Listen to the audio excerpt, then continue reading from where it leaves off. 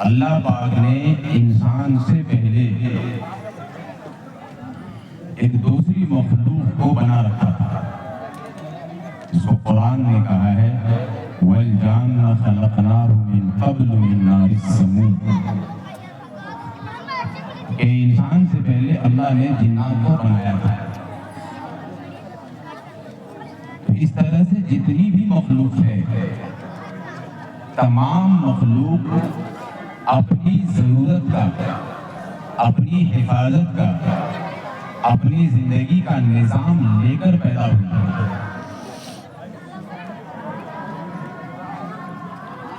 جتنی مخلوق ہے، تمام مخلوق اپنی زندگی کا سارا نظام، یعنی اپنی زندگی کے بنانے کا اور اپنی زندگی کے بچانے کا سارا علم لے کر دنیا میں آئی ہے، اس کا کوئی معلم نہیں ہے۔ لیکن انسان ایک ایسی مخلوق ہے جو تمام مخلوق کی سردار ہے، اشرف المخلوقات ہے، تمام مخلوق میں سب سے اعلیٰ ہے۔ لیکن اللہ نے جس کو پیدا کیا تو اللہ قرآن میں کہتا ہے وَاللَّهُ أَخْرَجَكُم مِّن بُطُونِ أُمَّهَاتِكُمْ لَا تَعْلَمُونَ شَيْئًا۔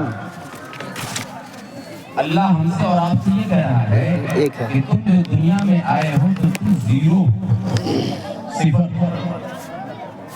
انسان کچھ نہیں ہے، یعنی نہ یہ اپنی زندگی کے بنانے کا علم جانتا ہے، نہ یہ اپنی زندگی کے بچانے کا علم جانتا ہے۔ بنانے اور بچانے کا علم اس کو اس دنیا میں حاصل کرنا ہوگا۔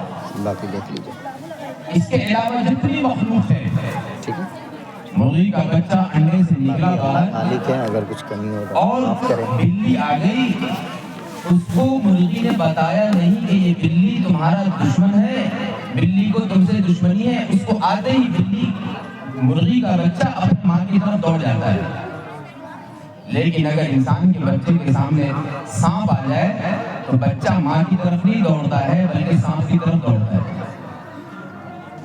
جبکہ سانپ اس کے لیے جان لینے والی مخلوق ہے، ادھر ڈسے گا ادھر اس کی جان چلی جائے گی۔ لیکن مرغی کا بچہ بلی کو دیکھتے ہی ماں کی طرف آتا ہے۔ جتنی بھی مخلوق ہے، تمام مخلوق کو آپ اٹھا کر کے دیکھ لیں، اس کا کوئی مکتب نہیں ہے، کوئی ادارہ نہیں ہے، لیکن اس کو معلوم ہے کہ کون ہمارا دشمن ہے، کون ہمارا دوست ہے، لیکن انسان کو نہیں معلوم ہے۔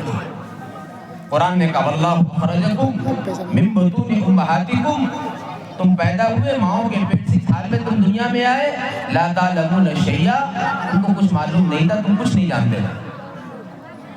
لیکن اس کو جاننے کے لیے کیا کرنا پڑے گا؟ اب میں اصل بات کی طرف آ رہا ہوں۔ سب سے پہلا علم بچہ ماحول سے لیتا ہے۔ میں آپ کی توجہ چاہتا ہوں، سب سے پہلے بچہ علم ماحول سے لیتا ہے، اسی لیے قرآن نے کہا وَجَعَلَ لَكُمُ السَّمْعَ وَالْأَبْصَارَ وَالْأَفْئِدَةَ۔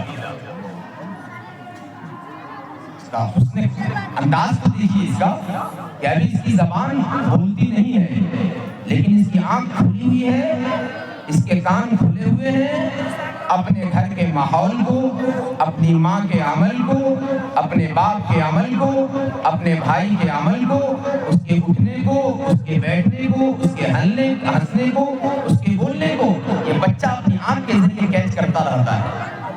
ماں کا ہر عمل، بلکہ میں باپ کو کنارے کر دوں، ماں کا ہر عمل، جتنے انبیاء کرام علیہ السلام ہیں، ایک بات آپ کے سامنے رکھ دوں تاکہ آپ کو یہ سمجھ میں آ جائے تربیت کس کے ذمہ ہے۔ میں عورتوں کے ہاتھ جوڑا کرتا ہوں، میں ماؤں کے ہاتھ جوڑا کرتا ہوں، اللہ کی قسم آپ کے نسل کی تربیت آپ کے ذمہ ہے، ماؤں کے ذمہ ہے۔ مکتب میں اساتذہ کے ذمہ تربیت نہیں ہے۔ 2 گھنٹہ آپ کا بچہ مکتب جاتا ہوگا، 22 گھنٹہ آپ کے پاس ہوتا ہے، 4 گھنٹہ مدرسے میں جاتا ہوگا، 20 گھنٹہ آپ کا بچہ آپ کے پاس ہوتا ہے۔ استاد کے ساتھ بیٹھ کر کھانا نہیں کھایا ہے آپ کا کا بچہ، بلکہ آپ کا بچہ آپ کے ساتھ بیٹھ کر کھانا کھاتا ہے، آپ کے ساتھ سوتا ہے، آپ کے ساتھ رہتا ہے، اٹھنا بیٹھنا اس کا واسطہ آپ کے ساتھ پڑتا ہے۔ بچہ وہاں جا کر پڑھتا ہے، آپ کے پاس پڑھتا ہے۔ اور یہ مشہور مثال ہے کہ خربوزہ خربوزے کو دیکھ کر رنگ پکڑتا ہے۔ اب یہ بچہ اپنی ماں کی زندگی کو دیکھتا ہے، اسی لیے آپ دیکھیں گے نبی علیہ الصلوۃ والسلام، کوئی نبی ایسا نہیں ہے جس کی ماں، میں بہت توجہ چاہتا ہوں، کوئی نبی ایسا نہیں ہے جس کی ماں اس زمانے میں ان تمام عورتوں میں سب سے زیادہ حیا والی نہیں ہوئی۔ کوئی نبی ایسا نہیں ہے۔ لیکن باپ کے بارے میں آپ دیکھیں، قرآن اٹھائیں کہ بیٹا نبی ہے اور باپ کافی ہے۔ بیٹا نبی ہے، ابراہیم علیہ السلام نبی ہے، اور باپ بت بیچتا ہے، بت بناتا ہے، بت فروشی کرتا ہے۔ لیکن کسی نبی کو آپ اٹھا کر کے دیکھ لیں، اس نے فرمایا کہ تربیت ماں کے ذمہ ہے۔ باپ کا حال یہ ہوتا ہے کہ بچہ پیدا بھی ہو گیا، باپ نے دیکھا بھی نہیں، دنیا میں آیا بھی، دنیا سے چلا بھی گیا، باپ کو پتہ بھی نہیں، تو بیچارہ کمانے کے لیے باہر گیا ہوا ہے، لیکن ماں کو پتہ ہے۔ اسی لیے نسلوں کی جو تربیت ہے، بچوں کی جو تربیت ہے، وہ ماں کے ذمہ ہے۔ حضرت فاروق رحمۃ اللہ علیہ اللہ کے راستے میں نکلے، بیوی امید سے تھی، نکل گئے، لیکن ایک درہم و دینار کی ایک پوٹلی تھی بڑی سی، وہ پوٹلی اپنی بیوی کو دیا کہ یہ لو، میں اللہ کے راستے میں جا رہا ہوں، 18 سال یا 20 سال کے بعد واپس آئے، 27 سال کے بعد واپس آئے۔ آپ کی بستی کا 2 سال میں نقشہ بدل جاتا ہے، ان کے گھروں کے، ان کی بستیوں کے نقشے بدل گئے۔ آئے، شام ہو گئی تھی، گھر تلاش کر رہے تھے، میرا گھر کہاں ہے؟ کسی سے پوچھا، ارے بھائی فاروق کا گھر کہاں ہے؟ کسی نے بتا دیا وہ فلاں جگہ ہے۔ شام ہو رہی تھی، دروازہ کھٹکھٹایا، اندر سے ایک نوجوان لڑکا نکلا، تو حضرت فاروق رحمۃ اللہ علیہ بہت بڑے تابعی ہیں، ان کا گریبان پکڑا اور کہا کہ میرے گھر میں تم کیا کر رہے ہو؟ ان کو پتہ ہی نہیں تھا۔ وہ نوجوان اس بوڑھے میاں کا گریبان پکڑا اور کہا، بڑے میاں تم اس گھر میں کیسے آ گئے؟ اب یہ دونوں نے ایک دوسرے کا گریبان پکڑا اور آواز بلند ہوئی، اندر سے ایک عورت آئی، جیسے اس کی نظر اس کے شوہر پہ پڑی تو پہچان گئی کہ میرا شوہر ہے۔ دونوں کو کنارے کیا، آرام کیا، کچھ بات چیت ہوئی۔ شوہر نے پوچھا، اللہ کی بندی یہ تو بتا کہ میں نے جو تمہیں اتنا سارا مال دیا تھا اس مال کا کیا کیا؟ بی بی نے کوئی جواب نہیں دیا، کہا ٹھیک ہے صبح بتاؤں گی۔ فجر کی نماز پڑھ کر حضرت فاروق رحمۃ اللہ علیہ گھر آ گئے، پھر پوچھا اچھا بتاؤ تو صحیح ان پیسوں کا، اس مال کا کیا کیا؟ بیوی نے کہا آپ ذرا مسجد جائیں اور دیکھیں مسجد میں کیا ہو رہا ہے۔ حضرت فاروق رحمۃ اللہ علیہ مسجد گئے تو دیکھا کہ قرآن اور حدیث کا درس لگا ہوا ہے، ایک بڑا خوبصورت نوجوان قرآن کا درس دے رہا ہے۔ تھوڑی دیر بیٹھ گئے، بیٹھنے کے بعد واپس آئے، پھر بیوی سے پوچھا کہ کیا کیا اس درہم و دینار کا؟ کہنے لگی آپ نے مسجد میں کچھ دیکھا؟ کہاں؟ کیا دیکھا؟ ایک بڑا حسین خوبصورت نوجوان لڑکا بیٹھا ہوا تھا، قرآن اور حدیث کا درس دے رہا تھا۔ اس کے بعد بیوی نے کہا وہ جو بیٹھا ہوا تو وہ کون تھا معلوم ہے؟ کہا مجھے کیا پتا، الحمدللہ وہ آپ کا بیٹا ہے، اور آپ نے جو مال دیا تھا وہ سارا کا سارا مال میں نے اس پر خرچ کیا ہے۔ اب آپ بتائیں کہ میں نے آپ کے مال کا استعمال صحیح کیا ہے غلط کیا ہے؟ باپ تو باہر ہے، 27 سال کے بعد آیا ہے، لیکن اپنے بچے کی تربیت کی ہے۔ جب بچے کی تربیت کی تو یوں نوجوان ایک حسین خوبصورت اللہ والا بن کر کے سامنے آیا۔ اس کے برعکس ایک واقعہ اور بتا دوں، اس کے برعکس ایک آدمی اپنے گھر میں بیٹھا ہوا، ایک نوجوان لڑکا آیا، راستے سے جا رہا تھا جیسے ہمارا نوجوان آج کل جاتا ہے، اب وہ لگتا ہے کہ وہ سڑک پہ گاڑی نہیں چلا رہا، وہ کسی رنگے پہ ایسے گاڑی اڑاتا ہے۔ حادثات ہو چکے ہیں، اللہ ہمارے بچوں کی حفاظت فرمائے، اللہ ان بچوں کو بھی صحیح سمجھ نصیب فرمائے۔ وہ نوجوان بائک سے آ رہا تھا اور ایک مکان کے پاس اس کا ایکسیڈنٹ ہوا اور وہ گر گیا۔ ادھر سے ایک نوجوان آ رہا تھا، اس نے دیکھا کہ ایک نوجوان لڑکا یہاں پہ تڑپ رہا ہے۔ اس نے دیکھا کہ گھر پہ ڈاکٹر کے بورڈ لگا ہوا تھا، اس نے دروازہ کھٹکھٹایا، ڈاکٹر صاحب باہر نکلے اور ڈاکٹر صاحب ایک نوجوان لڑکا ہے جو تڑپ رہا ہے، ذرا اس کو دیکھ لیں آپ۔ انہوں نے کہا میری فیس جمع کرو۔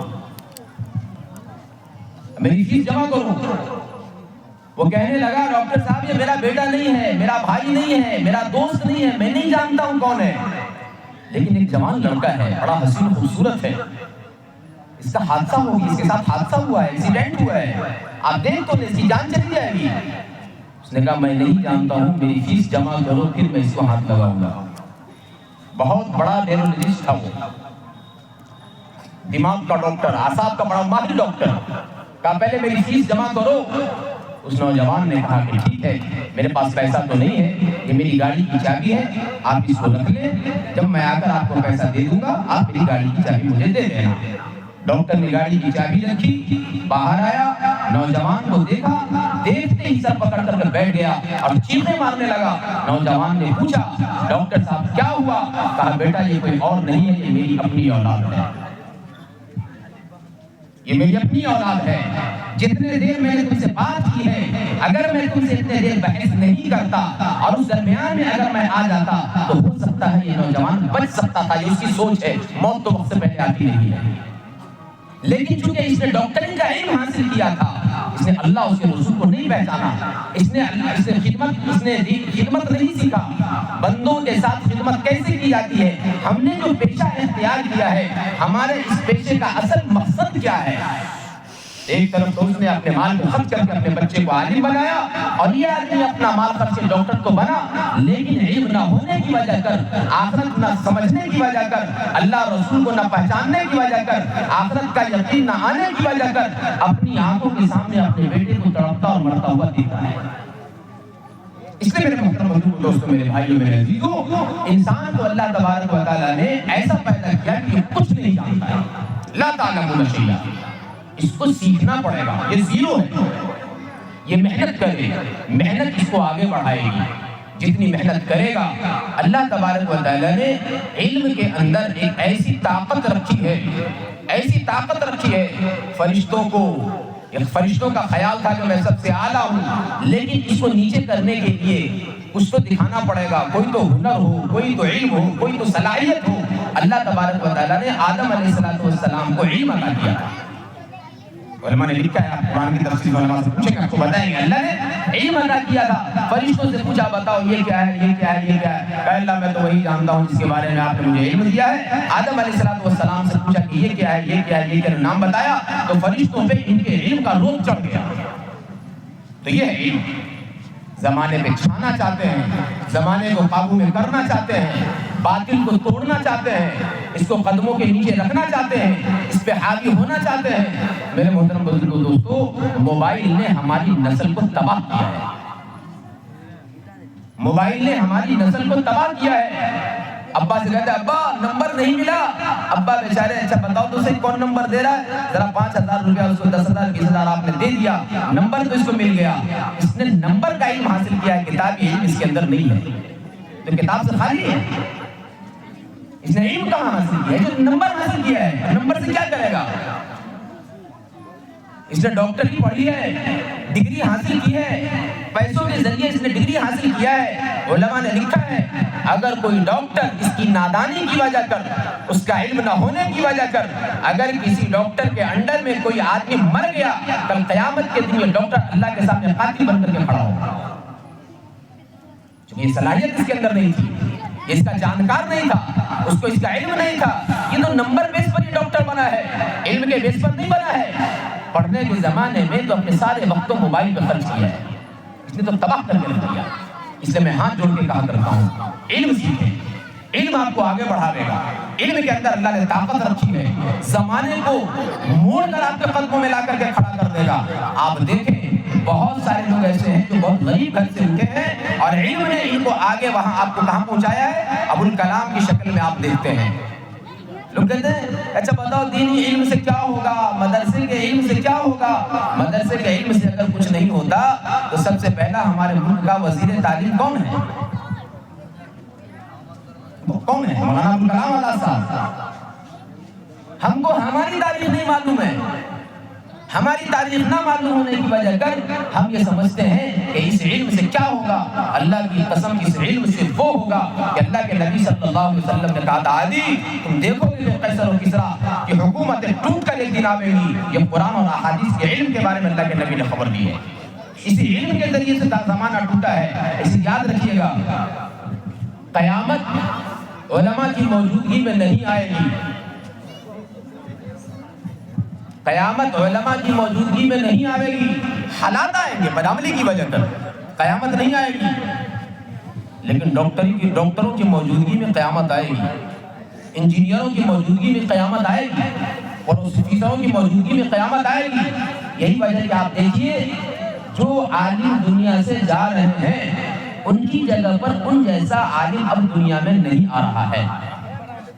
بس 2 منٹ آپ کے اور لے لوں میں. جو عالم دنیا سے چلے گئے ان کی جگہ پہ ان جیسا عالم نہیں آ رہا ہے. لیکن جو ڈاکٹر دنیا سے جا رہا ہے اس سے بہتر ڈاکٹر دنیا میں آ رہا ہے. کوئی بات تو ہے, کوئی پیغام تو ہے, کوئی نشاندہی تو ہے اللہ کی طرف سے کہ دیکھو دنیا اپنے ڈھلان کی طرف ہے. دنیا اپنے ڈھلان کی طرف ہے. تم ہوش میں آ جاؤ.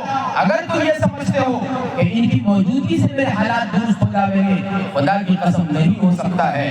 زمانے کا بگڑنا, زمانے کا پھسلنا, زمانے کی تباہی, زمانے کی بربادی اور زمانے کی تنگی, بے برکتی کا آنا, مصیبتوں کا آنا, مصیبتوں کا اترنا, اذیتوں کا اترنا, حالات کا بگڑ جانا, زندگیوں کا بکھر جانا, اللہ کی قسم جیسے جیسے اہل علم اور اہل دین جاتے رہیں گے دنیا مصیبت کے چپیٹ میں آتی رہے گی.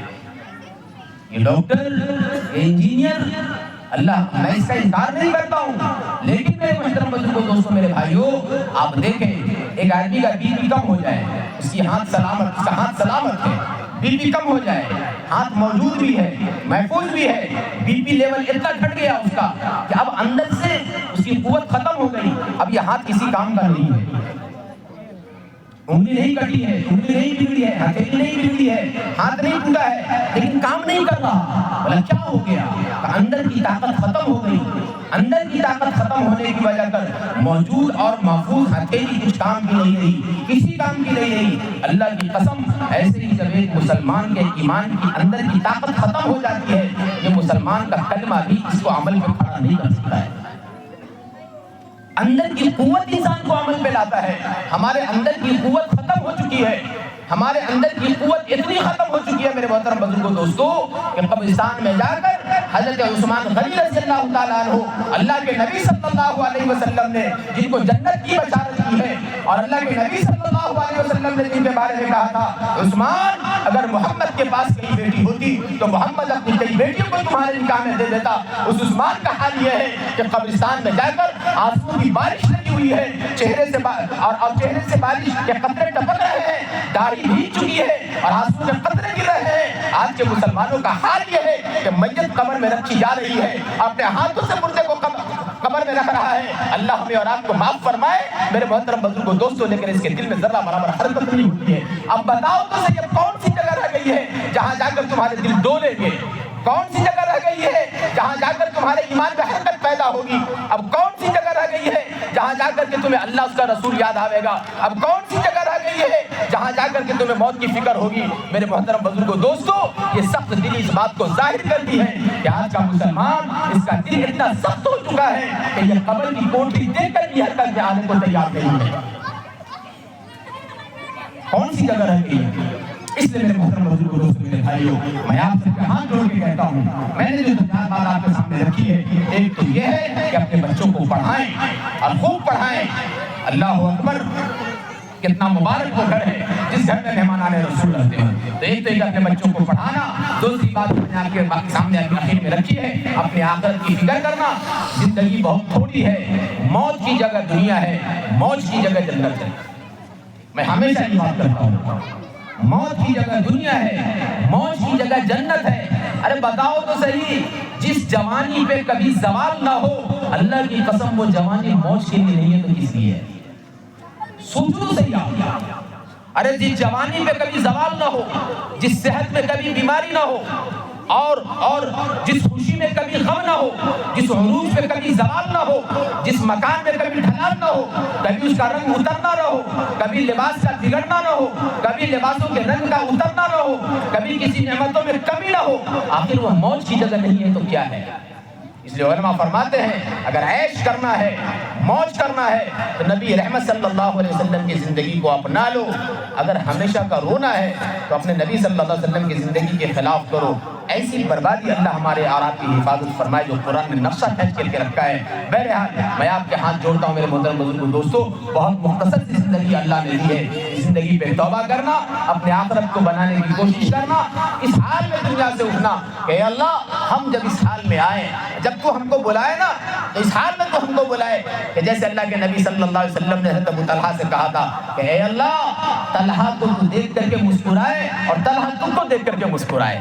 یہ دعا اللہ کے نبی صلی اللہ علیہ وسلم نے طلحہ کو دی تھی۔ اللہ سے دعا ہے کہ اللہ تبارک و تعالی ہمیں اور آپ کو اپنے پاس اس حال میں بلائے کہ اللہ ہم کو دیکھ کر کے مسکرائے اور ہم بھی اللہ کو دیکھ کر کے مسکرائے۔ مطلب جب فرشتہ آ کر کے کھڑا ہو تو موت کے بارے میں کوئی غم نہ ہو اور دنیا چھوڑنے کی کوئی فکر نہ ہو، بلکہ جنت کی طرف جانے میں اور اللہ سے ملاقات کرنے کے شوق میں دل ایسے اچھل رہا ہو کہ جیسے چڑیا اپنے اندر اس انتظار میں ہوتی ہے اس پنجرے کا دروازہ کب اٹھے گا جب اس سے باہر نکل جاؤ۔ اللہ ہمیں اور آپ کی صبر نصیب فرمائے۔ تو ایک تو یہ اپنے بچوں کو پڑھانا، اپنے آخرت کی تیاری کرنا، اپنے اور سامنے رمضان المبارک کا مقدس مہینہ آ رہا ہے، قرآن سے رشتہ جوڑنا، استغفار کی کثرت کرنا۔ اللہ تبارک و تعالی ہمیں بھی اور آپ کو بھی کہنے سننے سے زیادہ خوب عمل کی توفیق عطا فرمائے۔